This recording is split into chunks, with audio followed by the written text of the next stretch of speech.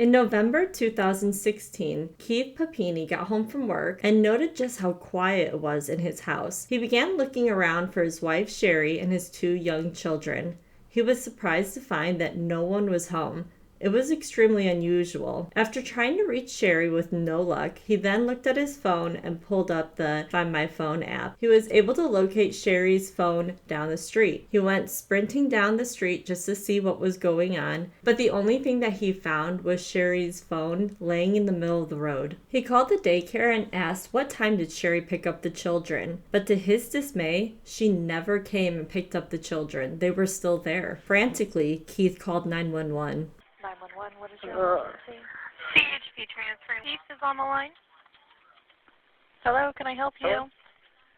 Yeah, I just got home from work, and my wife wasn't there, which is unusual, and my kids should have been there by now from, daycare.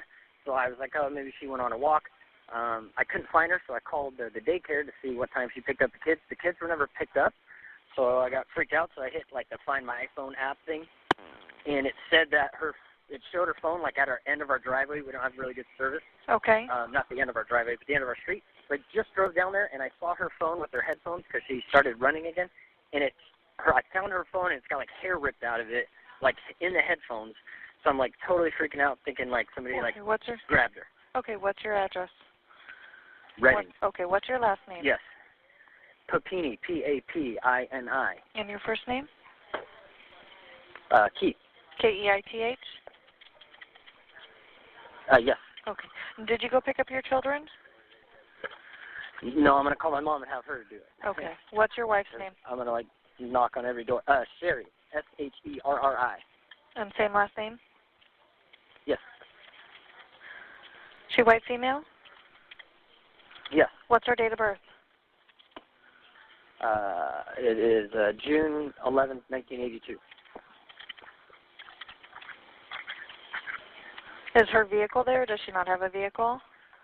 She has a vehicle that's at the house. Okay, the vehicle is at the house? She's running. How? Okay. Yes, I'm in it right now driving, and I took a picture of her phone on the ground before I picked it up. Okay, how tall is she? 5'3", 5'4". How much does she weigh? 100 pounds. Eye color? Like a bluish blue. Okay, hair color? Blonde. Do you know what she was wearing? Is there no something idea. she always wears? I'm assuming she went running, so okay, probably running athletic type clothes. Okay, there's not an outfit she always wears or anything like that. Does she run with a dog or by herself? By herself. Okay. What time were the kids? She just started running again, and we live in a. When's the last time? When's the last time you heard from her? She sent me a text asking me if I was coming home for lunch. What time was that? She's got a whole bunch of mixed.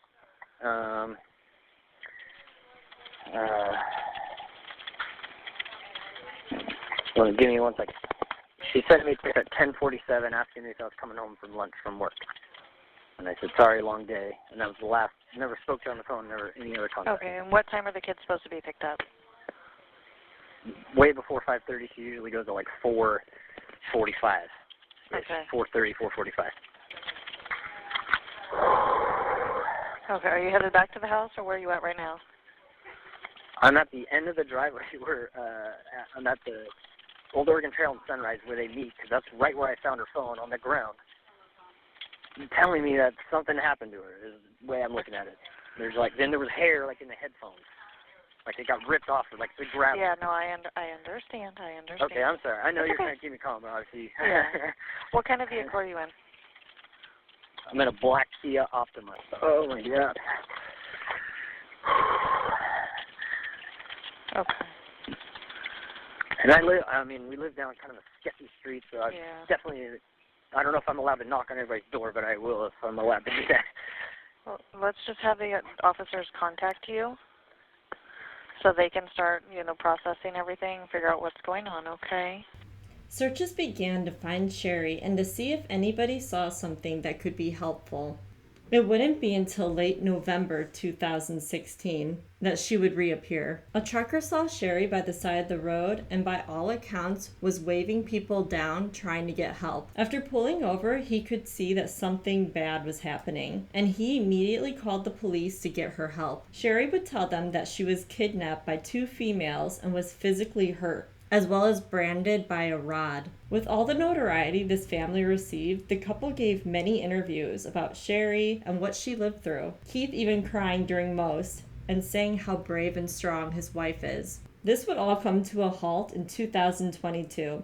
The police had kept this case open, just taking their time trying to get more information, searching for the perpetrators, and even trying to piece together things they thought Sherri was lying about. But the case would be blown wide open after Sherri's ex-boyfriend, James Reyes, told the police that Sherri had been living with him and was never kidnapped. He detailed about how Sherri would physically hurt herself just to make her story sound more believable. The police called Keith and Sherri to come into the station to talk, and this is where the police told them that they now knew the truth and had all the evidence. Keith was devastated, mad, sad, just all the emotions.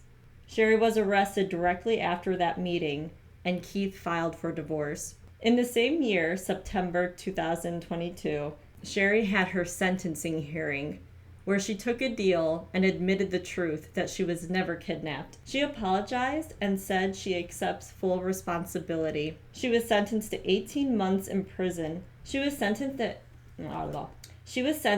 18 months in prison in order to pay $309,000, including restitution to cover the multi-state police investigation that was a hoax. Sherri would get released from prison in August 2023 and placed in a halfway house.